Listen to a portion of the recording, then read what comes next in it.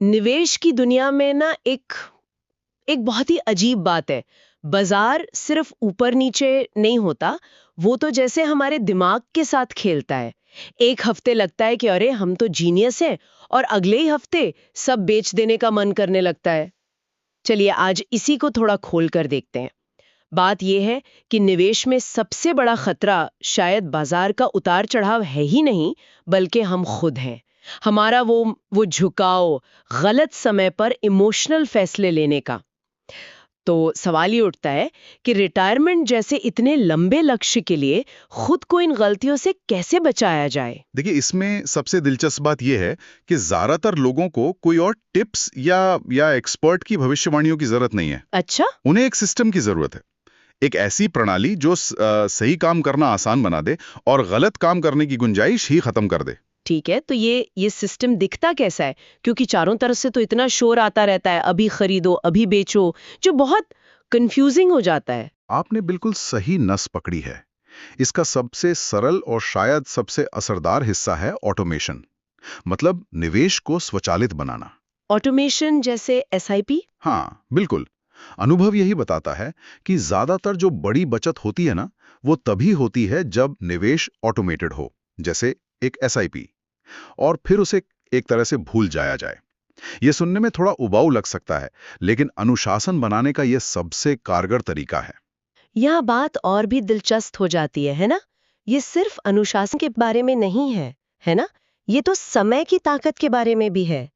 हम यहाँ 3 या 5 साल की नहीं, बल्कि 40, 50 या 60 साल की बात कर रहे हैं। बिल्कुल। और इतने लंबे समय में छोटे छोटे अंतर भी बहुत बड़े हो जाते हैं। एक उदाहरण लेते हैं। मान लीजिए कोई 60 साल तक हर महीने 10,000 रुपए का निवेश करता है, तो 12% सालाना रिटर्न पर लगभग 30 करोड़ रुपए जमा हो सकते हैं। 30 करोड़? हाँ, लेकिन अगर यही रिटर्न सिर्फ 1% कम होकर 11% हो जाए, तो अंतिम राशि 21 करोड़ रुपए रह जाएगी। 1 मिनट, सिर्फ 1% का अंतर, मतलब लगभग 9 करोड़ का नुकसान। जी, इसीलिए कहते हैं कि अपनी लागत कम रखना ये इतना ज्यादा जरूरी है। हाँ। तो इसका मतलब ये हुआ कि हम जिस फंड में निवेश कर रहे हैं, उसकी लागत यानी एक्सपेंस रेशियो हाँ, पर ध्यान देना बहुत जरूरी है। एकदम सही। ठीक है, तो मान लीजिए किसी ने मेहनत से ये सब किया और एक बड़ा रिटायरमेंट फंड बना लिया।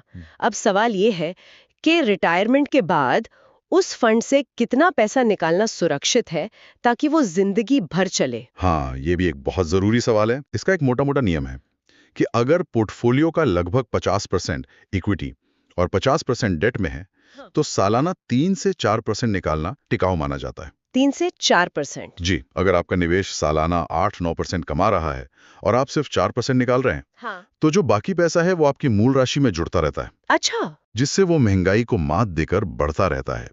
इस तरह से आपका पैसा आपसे भी ज्यादा समय तक चल सकता है।